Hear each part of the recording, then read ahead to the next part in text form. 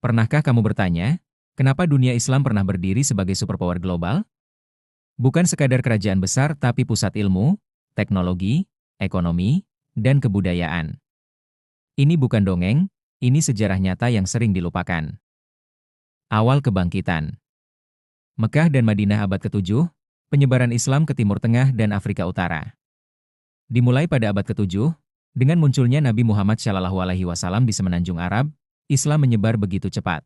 Tapi bukan karena pedang seperti yang sering disalahpahami, melainkan karena keadilan sosial, ilmu, dan semangat persaudaraan. Dalam waktu kurang dari 100 tahun, kekhalifahan Islam membentang dari Spanyol di barat, hingga India di timur. Ini bukan sekadar ekspansi, tapi transformasi peradaban. Baghdad, Universitas Al-Qarawiyyin, ilmuwan seperti Al-Khwarizmi, Ibnu Sina, Ibnu Khaldun.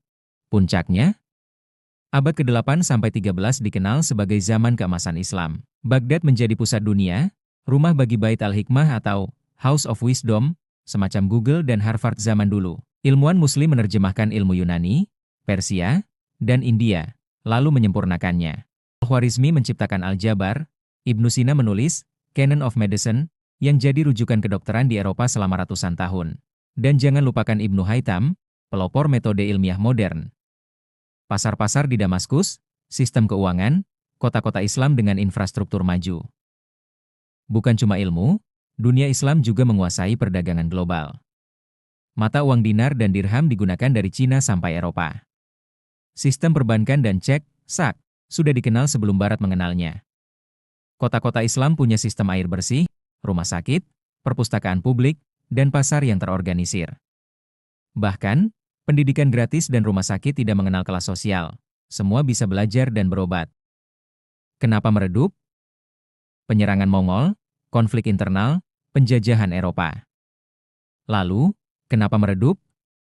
Banyak faktor, konflik internal antar kekhalifahan, invasi Mongol yang menghancurkan Baghdad, dan penjajahan besar-besaran dari Barat.